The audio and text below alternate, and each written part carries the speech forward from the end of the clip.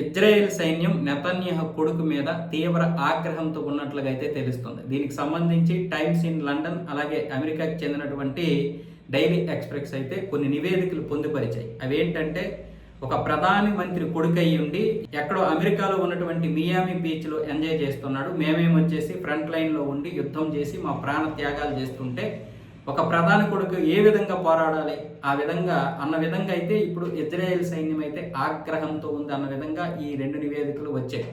అలాగే మాజీ అధికారులు కూడా చాలామంది ఏమంటున్నారంటే ఖచ్చితంగా నెతన్యాహు కొడుకు మీద ఆగ్రహం ఉంది, అలాగే అతడు ప్రమాదంలో పడే అవకాశం ఉంది. అది ఏ విధంగా ప్రమాదం పడతాడో తెలియదు. అటువైపు ఇరాన్కి చెందినటువంటి దళాలు అతన్ని కిడ్నాప్ చేస్తాయా లేకపోతే ఇజ్రాయెల్కి చెందినటువంటి దళాలే కిడ్నాప్ చేస్తాయో తెలియదు, కానీ ప్రమాదంలో పడే అవకాశాలు ఉన్నాయని అమెరికాకి చెందినటువంటి కొంతమంది మాజీ అధికారులు కూడా ఈ విషయాన్ని పొందుపరుస్తున్నారు.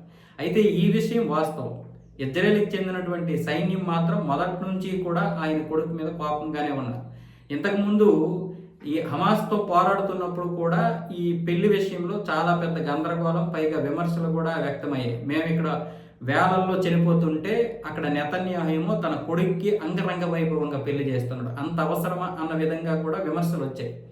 ఇప్పుడేమొచ్చేసి మియామి బీచ్లో ఎంజాయ్ చేస్తున్నావా నువ్వు, మేము బుల్లెట్ల వర్షానికి బలైపోతుండాలా అన్న విధంగా సైన్యం అయితే గట్టిగానే ఫైర్ మీద ఉంది. మరి దీన్ని ఏ విధంగా నెతన్యాహు సమర్థిస్తాడో తెలియదు, కానీ ప్రస్తుతానికైతే ఈ విషయం మీద అయితే సైన్యం అసంతృప్తితో ఉన్నట్లుగా ఈ రెండు న్యూస్ పత్రికలే కాదు చాలా వరకు పొందుపరుస్తున్నాయి.